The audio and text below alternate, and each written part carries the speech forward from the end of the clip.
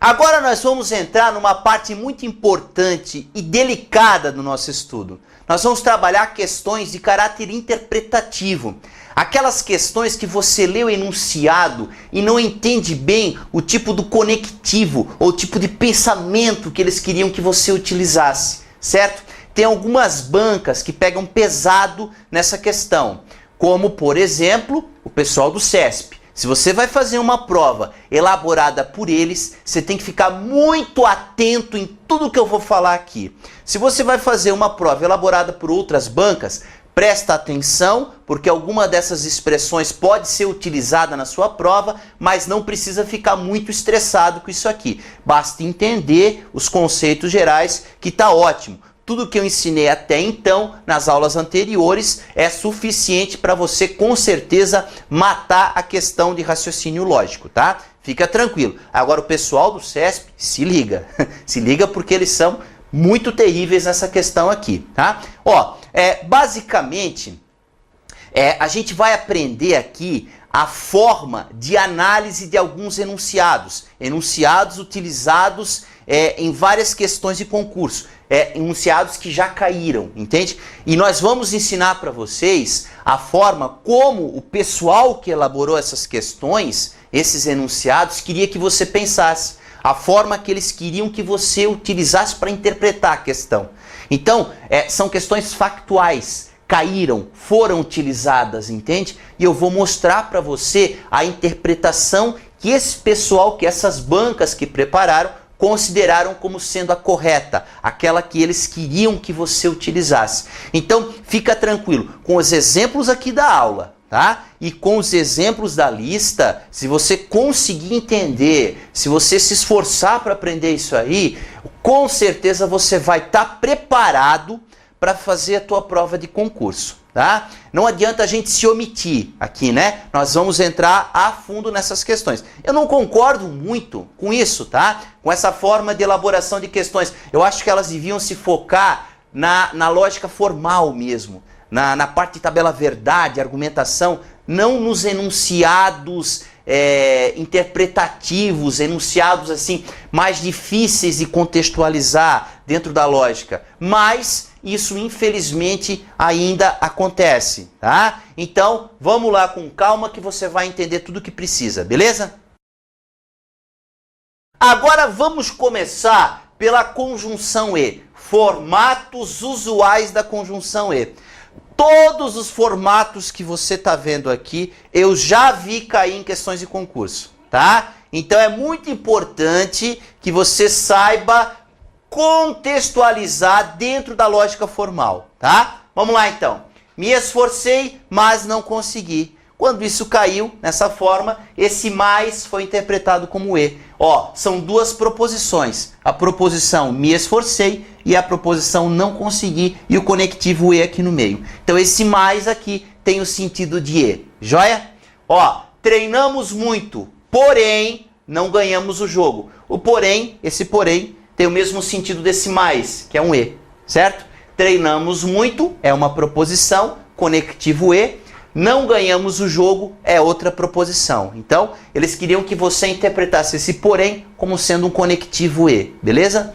Então, vamos lá. O neném já foi usado várias vezes, tá? Nem João, nem Pedro foram ao teatro. Como é que ele queria que você interpretasse? João não foi ao teatro e, ó o conectivo E, Pedro não foi ao teatro. Então são duas proposições. O João não foi e o Pedro não foi. Joia? Tá. Agora olha só, o tanto como. Tanto Luiz como o Cláudio foram à festa. O que ele está querendo dizer? Que os dois foram à festa, não é isso? Luiz foi à festa e Cláudio foi à festa. Então esse tanto como tem o sentido de E também. O conectivo a ser utilizado é o E. Ó, tem que memorizar bem isso aqui, tá? Beleza? Vamos adiante. Ó o além. Além de ser um grande profissional, Marcos é também um excelente pai. Quer dizer, ele é as duas coisas. Ele é um grande profissional, ó, Marcos é um grande profissional e Marcos é um excelente pai. Essa é a forma que eles queriam que você analisasse essa frase aqui. Então, são duas proposições e o conectivo E no meio. Tinha que ser analisado dessa forma, tá? Embora Pedro seja muito rico, não comprou a casa. Olha lá, Pedro é muito rico e não comprou a casa, certo? Então esse embora aqui tem o sentido de e também. Pedro é muito rico, né? E não comprou a casa. São duas coisas, duas proposições. Pedro é muito rico é uma proposição, não comprou a casa é outra e o conectivo e no meio. Foi analisado dessa forma quando caiu.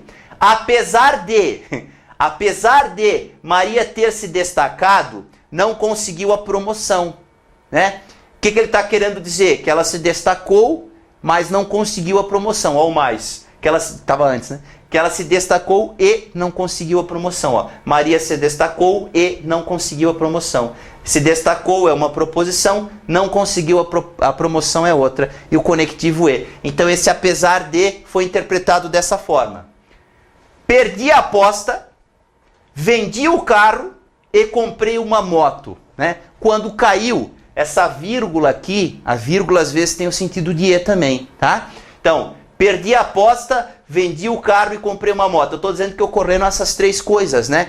Eu perdi a aposta, é uma proposição, e vendi o carro é outra proposição, e comprei uma moto. Comprei uma moto é a terceira proposição. Então são três proposições ligadas pelo conectivo e. Então essas são as formas usuais, né, da conjunção e, as formas como elas já apareceram em questões de concurso. Eu não estou dizendo que não poderia aparecer uma outra frase, né, que tivesse, né, que fosse elaborada e que eles quisessem que você introduzisse o conectivo e, né, que são frases que dão o sentido de que você fez mais de uma coisa, né? Fez uma coisa e outra coisa, certo? Mas as que já caíram foram essas, né? E eu acredito que deve ficar nisso, né? Dificilmente vai aparecer uma outra expressão, mas pode, não é isso? Então, grava bem isso que foi mostrado aqui. É legal copiar no teu caderno, né? Para você ter isso como sendo um apontamento aí. Se precisar se apurar, dá uma olhadinha, né?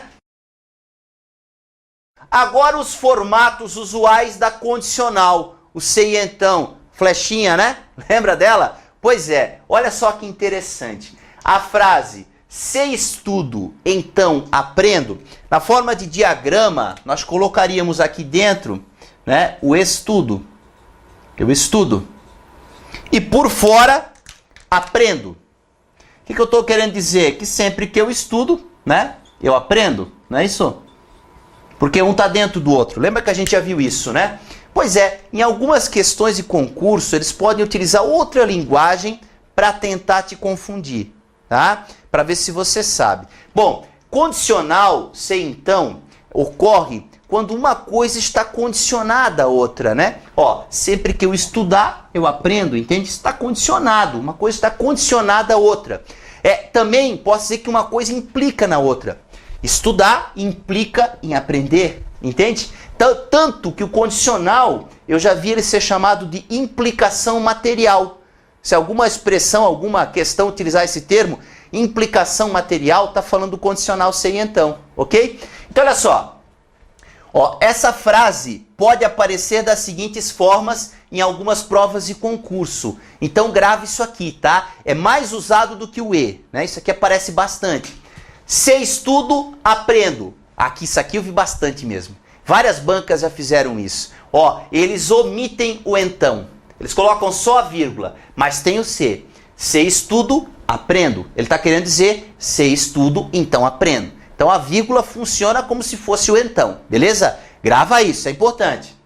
Aprendo se estudo. Isso aqui eles fazem muito também. Eles invertem a oração, tá? Ó, aprendo se estudo. Onde é que está o se? O se está aqui. Então o estudo é que vai dentro. O aprendo é o que vai fora. A frase está invertida. O que ele quer dizer aqui? Ele quer dizer o que está escrito em cima. Se estudo, aprendo. Então, cuidado. É o se que vale. É o estudo que é o que é... Ó, se eu escrever na forma A, né? Condicional a B. Ó, é o O. O estudo é o A. É o primeiro. Aprendo é o B. Está invertida a oração. Tá? Cuidado. Quando estudo, aprendo. Né?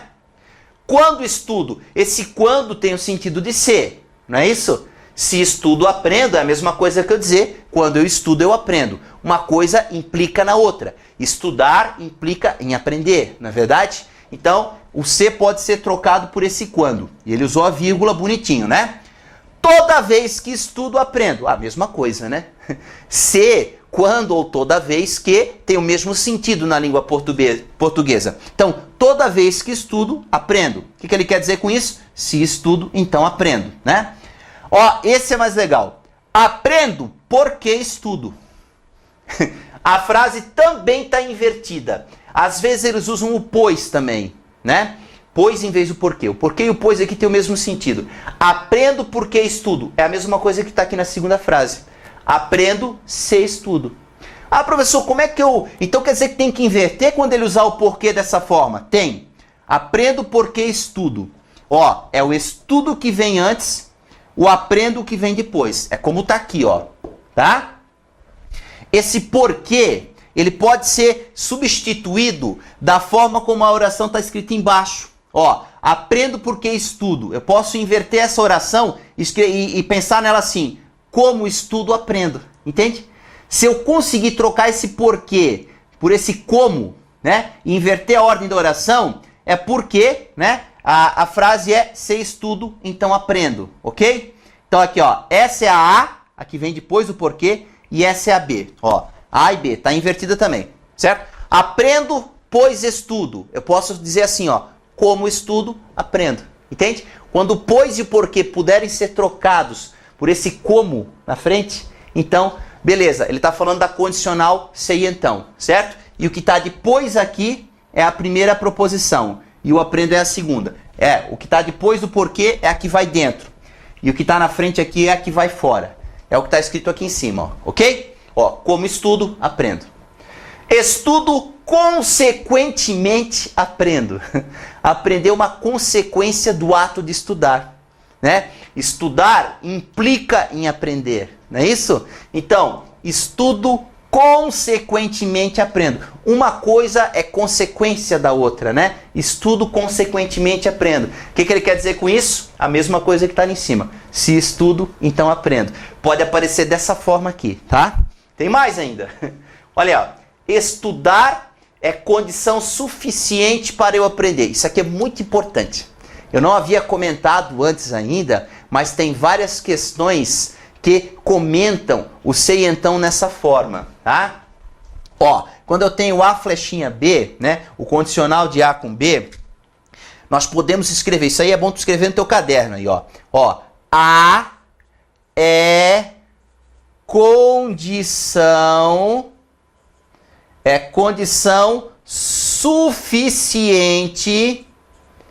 suficiente para B. Não entendi, professor.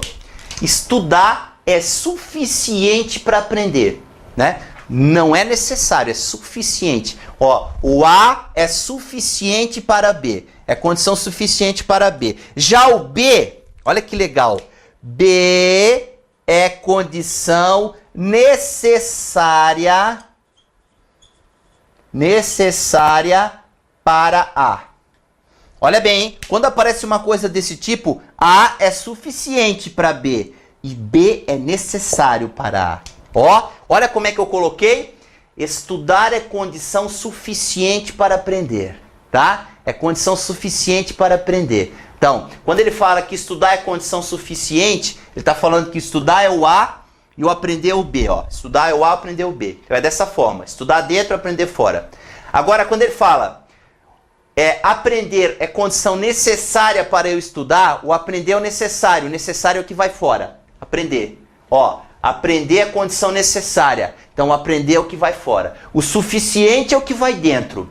O necessário é o que vai fora. Ok? Ó, A é condição suficiente para B. O A é o suficiente, então ele vai dentro. Estudar. B é condição necessária para A. O B é o necessário, então vai fora, é o aprender. Entendeu? Tem que cuidar com isso aqui, isso é bastante usado, né? Tá. Estudar implica em aprender, né? Em eu aprender.